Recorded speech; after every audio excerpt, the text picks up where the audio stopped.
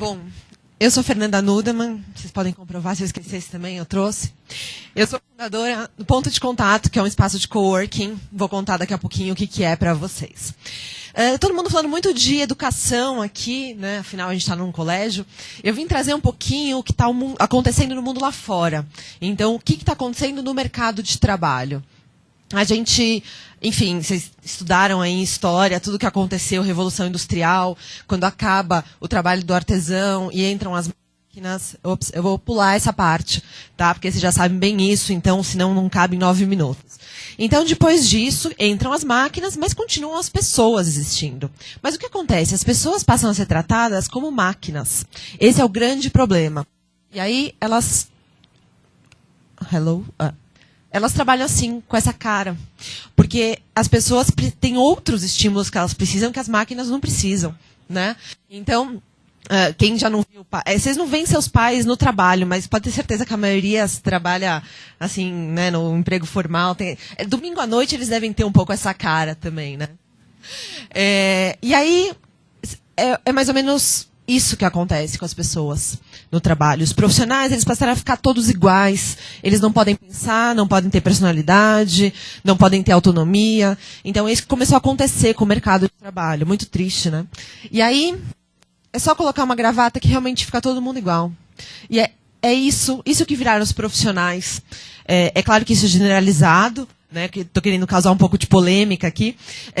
Mas essa é a parte triste mesmo do que aconteceu. E aí as pessoas começaram a ficar descontentes com isso. Elas queriam fazer alguma mudança. Então começaram a acontecer algumas micro-revoluções. Para mim, eu trago um pouco de bibliografia aqui, para quem quiser ler. São 2 grandes marcos da mudança no mercado de trabalho. Um é o Daniel Pink, americano, que escreveu Free Agent Nation, que ele começa a falar sobre como as pessoas podem tocar os seus negócios, ser freelancer, ou como a gente fala aqui no Brasil, ser freela, né? Ou como as pessoas falam, sou freela, né? Então, eu sou free e tal. E aí, então ele começa a falar, porque antes ser freelancer, ser profissional autônomo, era uma questão de quase que de vergonha. Putz, estou desempregado, sou consultor, né? Tinha aquela época que todo mundo falava que era consultor. E aí ele começa a falar, não, é legal isso, assume, é um estilo de vida, né? E na mesma época, isso é começo do século XXI, tá? 1990 e pouco. Na mesma época, no Brasil, o Fernando Dolabella lança O Segredo de Luísa, que é best-seller até hoje, vale super a pena ler, que ele começa a falar sobre empreendedorismo no Brasil. Então, esse foi um dos primeiros passos. E aí a história começa a mudar. Né? Então, veja só, era aquela mesma menina da foto de antes. Brincadeira.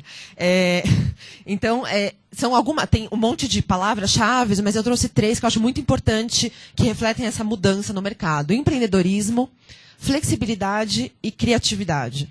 Então, com essas 3 palavras, o mercado começa a perceber outras coisas. As pessoas começam a ir em busca de causas, começam a trabalhar mais livremente. Elas têm o direito até de pensar. Olha que incrível. Né? E aí, tem uma... Eu não sei se vocês perceberam, ela está bem feliz aqui. Ó. Felicidade passa a ser um fator importante na vida do profissional. Ninguém nunca pensava nisso. E aí passa a ser importante a pessoa estar realizada com aquilo que ela está fazendo. Né? Então, tudo isso gera um movimento no mundo inteiro. E isso começa a gerar toda essa questão do empreendedorismo, que eu, enfim, sou uma empreendedora e falo muito disso. Vocês têm escutado bastante disso. Muita gente fala, é a bolha do Brasil. Não é uma bolha, é uma realidade, uma coisa que está acontecendo e vai longe. Bom, eu trouxe um pequeno gráfico aqui para vocês, só para vocês terem uma ideia. Esse é o gráfico do GEM, que é o maior estudo global de empreendedorismo. 2011, tá? Final desse ano eles vão fazer, já vai ultrapassar essa tela aqui. E aí eu peguei, tinha em todos os países, mas eu peguei só de sacanagem, assim, para vocês verem que todo mundo fala, americano, tal, Vale do Silício. Olha onde a gente está, onde eles estão. Tá? Esse gráfico ele mostra a porcentagem da população economicamente ativa que está empreendendo. Então é incrível, 11% da população economicamente ativa brasileira empreendendo por uma causa, indo atrás de seus sonhos, criando novos negócios, inovando, é muita gente. Então, espero que vocês se juntem aí nessa estatística em breve. E aí eu trouxe um cérebro para vocês. E aí o cérebro ele representou uma ideia, né? Um conhecimento, ele é um resumo de toda experiência, enfim, pensamentos. Então eu tenho uma proposta para fazer aqui, que é fazer uma cirurgia e dividir esse cérebro ao meio.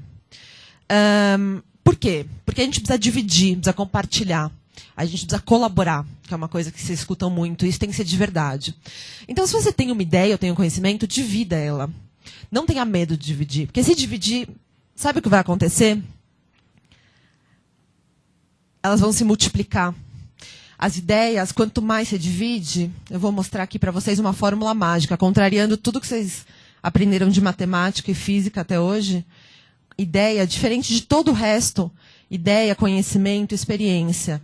Quanto mais você divide, mais elas se multiplicam. É incrível essa fórmula. Queria que dinheiro fosse assim também. Então, esse é um dos recados que eu quero deixar para vocês. Quanto mais ideias vocês tiverem, divida com outras pessoas. Tem mais coisas, estou vendo que meu tempo está acabando, eu vou passar um pouco mais rápido. Aí, opa, tem um alerta de segurança aí. Aí tem muita gente que fala assim, poxa, mas eu tenho uma ideia, eu tenho certeza que ela vale milhões. Se eu dividir, não, eu quero guardar ela para mim. E aí muita gente vem e me procura e conta as ideias. E fala, olha, eu tenho uma ideia para contar para você, não conta para ninguém. E me conta a ideia e fala, quanto você acha que vale minha ideia? E minha resposta é sempre a mesma, nada. E as pessoas falam assim, você está louca, você não entendeu, vou explicar de novo. Eu falo, não, eu entendi. Uma ideia, pura e simplesmente, não tem valor. O que é importante é você colocar essa ideia em prática. Então as pessoas falam, eu tenho uma ideia, eu sou uma pessoa inovadora. Não, então eu vou explicar para vocês a diferença de ideia e inovação. A ideia é uma ideia, é um pensamento. O que você vai fazer com essa ideia é que vira inovação. Tá? Então, colocar a mão na massa, colocar essa ideia em prática, aí você vira, assim, um inovador. Tá?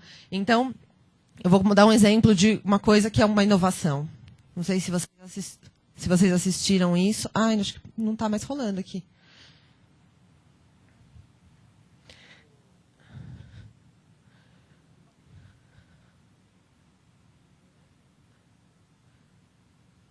Aí. Vocês conhecem esse cara?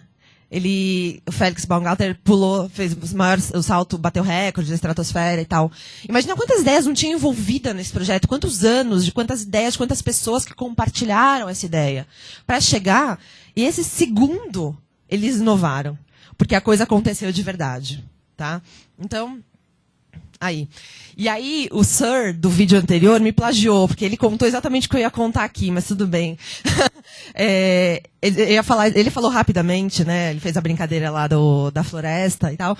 E é exatamente isso que eu queria trazer para vocês, esse questionamento. Não sei se vocês conhecem essa história. Mas, assim, quando uma árvore cai numa floresta, que som que ela faz? Nenhum. Uma floresta deserta, né? Por que ela não faz nenhum som? Lógico que faz som, vai fazer um barulhão. Mas não tem ninguém lá para ouvir, não tem ninguém para comprovar, não tem ninguém para acreditar nisso. Então, como não tem ninguém que endosse essa história, que fale, ok, eu ouvi, é como se não existisse o barulho. Isso é um questionamento filosófico, mas ele traz muita coisa desse conceito da colaboração. Isso que eu falo que é importante as pessoas ouvirem suas ideias, acreditarem nas suas ideias. Por isso que vocês têm que compartilhar, porque senão ela vai ecoar, que nem a árvore, se ninguém estiver lá para compartilhar. Tá? Então, só 2 gráficos rapidamente, que eu gosto muito, desculpa que está em inglês, eu não consegui em português, mas as pessoas que você conhece, conforme a quantidade, sempre aumenta pela quantidade de coisas que você consegue fazer. É proporcionalmente. Tá? Então, é muito importante. Conheça pessoas, faça networking, fale com pessoas mais diversas possíveis, porque sempre vão aumentar as suas possibilidades na vida. E outro que eu gosto também é essa intersecção das coisas boas sempre acontecem nos diálogos.